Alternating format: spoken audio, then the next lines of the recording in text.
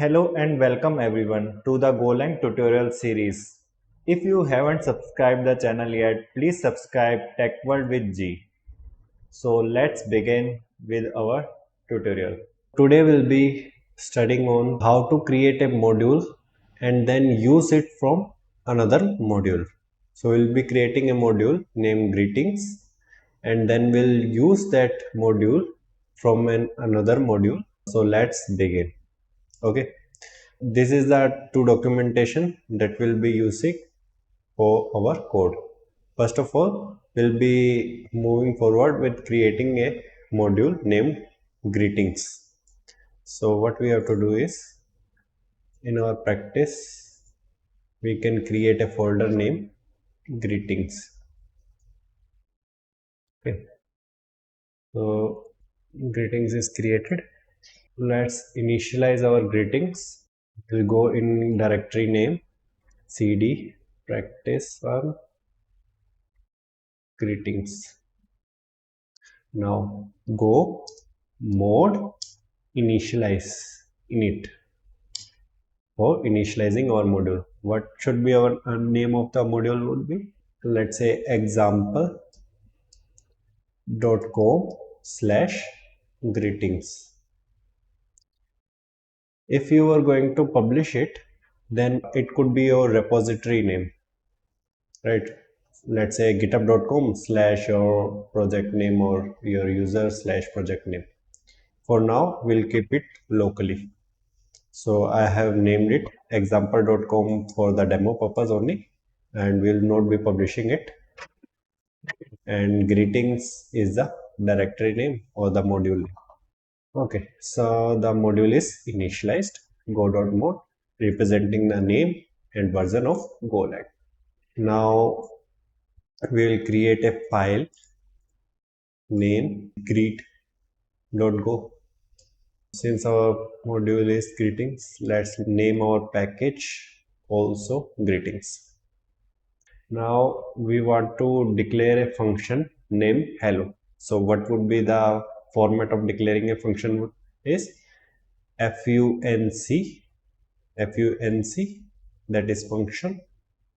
If I select the fourth one, it would give me basic outline of a function.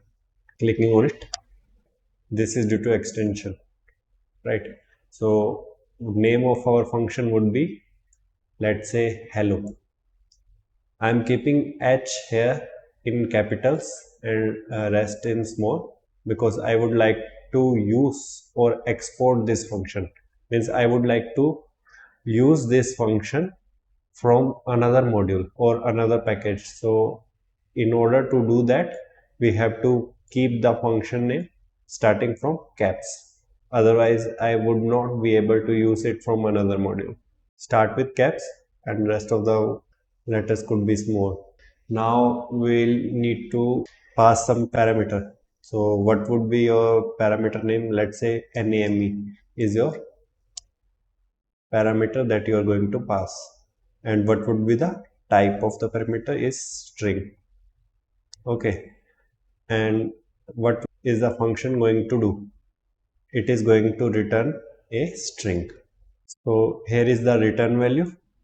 Here is the arguments or the parameter that need to be passed.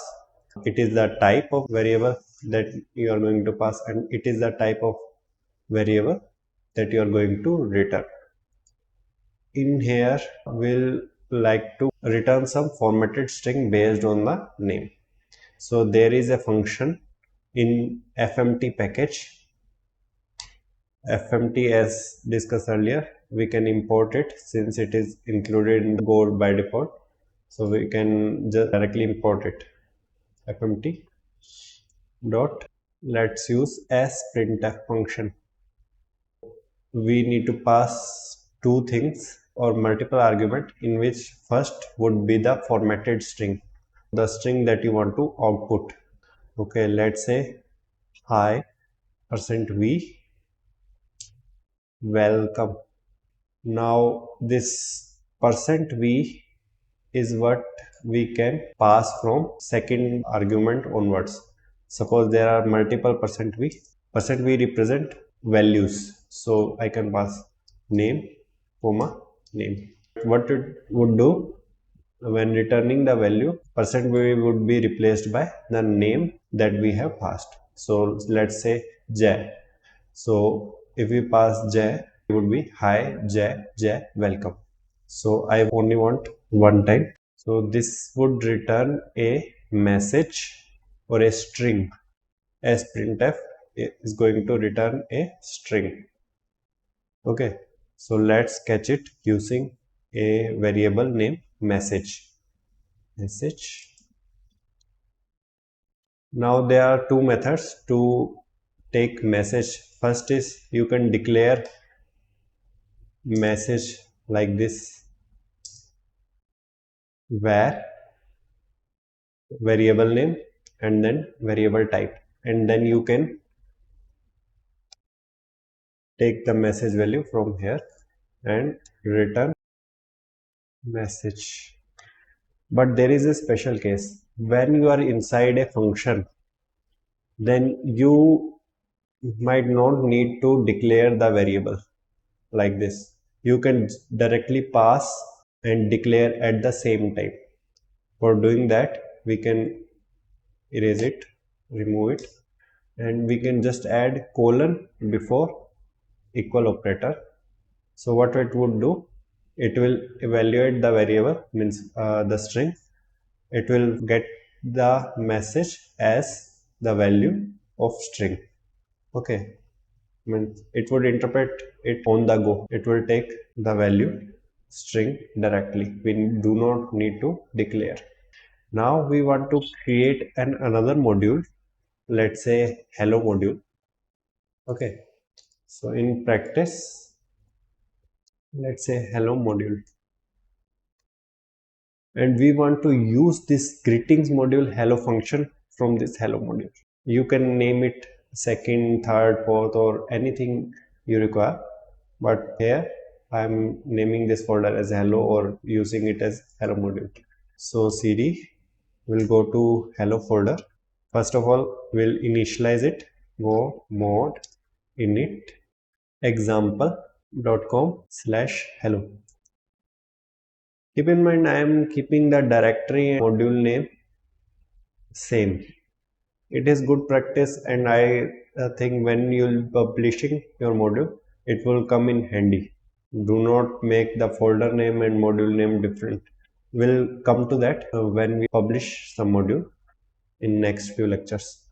Okay, so we'll create go mod init example.com/hello. The module is created. As mentioned, module name go version is in go mode file. Now we can create the files or the go code. Let's say hello.co, or you can name it first.co, because I want to remove your confusion in naming conventions. The file name could be anything, doesn't matter. Okay, only the module name should be same as the folder name in which go.mod is present, and this prefix may be added based on the repository URL. Okay, now we want to use the greetings module in our hello module. Let's just say we use the package main. I want to show you how we can use this hello function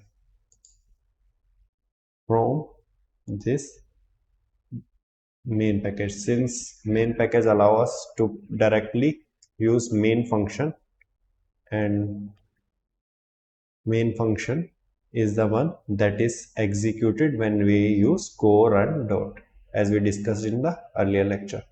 Okay, so this is the main function. I wanted to use this hello function from greetings package. So what I would do, I want to import multiple packages. Writing like this can be done. So here is example.com greetings package. Okay, and second package I would like to use is fmt. Let's just use it. First, I would name a parameter, let's say message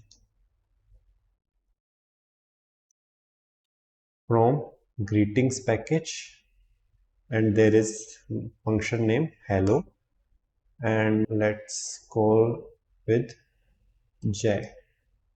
Now I want to print it using fmt dot println, and that message I have generated from greetings. Now example.com is giving some error. This is due to extension. Could not import example.com greetings, no required module pro. So what it doing in background is, it might be asking where is example.com slash greetings, where it is. Is it on the remote server or is it locally? So if it was in the remote server, you can use go mod td command to basically download it from the remote server. For example, it was github.com slash some repository name, and there was your go module published. So you can just write go mod td. It would directly fetch the packages or the module from the remote repository. Let's do it. Go mod. It is trying to find module, but it cannot find because it is present locally. So what should we do? As I mentioned earlier, go.mod is the basic dependency tracker or module tracker. What are the modules that we are going to import or the packages that we are going to import is tracked over here. So we can use a command go mod edit. We need to use replace. What we want to replace is example.com slash greeting package with the local directory location. Let me explain it over here. What it will do is, it will edit our go module file, or it will tell our go module hello.go means hello module, that we want example.com slash greetings not from any repository or any published module. We want it from our local folder, that is dot dot means go back from hello to practice one, then slash from practice one go to greetings folder. As soon as we enter, see here the replace or the tracking is over here. Now if we want to fetch the module or want to download from the command prompt in the hello directory, run go mod td command to synchronize the example.com slash hello module dependencies, adding those required by the code but not yet tracked in the module. So let's just hit go mod td. Replacement does not exist. There is some spelling mistake. Sorry. So I'm going to rename it greetings. Let's see if I have done the same in modules. No, it is okay. The directory name was not perfect. So let's just, yeah. So go mod td have worked. It found an example.com slash greetings in the folder and have done the pseudo versioning. Basically, this is the pseudo version because we have not published anything in greetings module. There is no version. So it has written some pseudo version over here. Now, if we see first.go, it's showing some error. Let's compare. What's the error?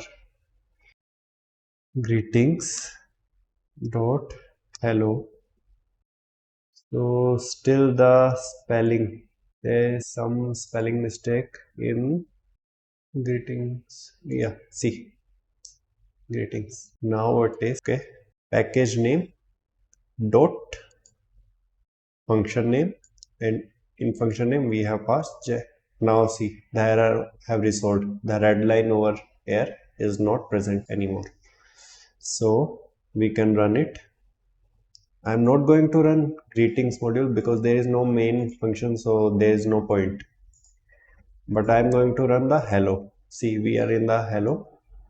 Now as soon as we hit go run dot, it will use the greetings module to, the main function is using the greetings module greeting package and then hello function from greetings module that is created in separate directory and will print the message. Let's see. Yeah. Hi Jay, welcome. That's what we have written in the hello package. This is what we call creating a module and using it in another module. There are some modules that are published on package.dev or the repositories that we can directly use in import section, and when we call go mod td, it will automatically download it and resolve the dependencies using go.mod. And if you check go.mod, it has some required. So what it requires, this basically this module or package with this version, and from where it is fetched from this local folder. Okay, so it is downloading the dependencies from local folder. Yeah, that's for today. Thanks for watching. Please like the video and put your queries in the comment section below. If you haven't subscribed the channel yet, please subscribe Tech World with G to follow up with the latest videos. Thank you.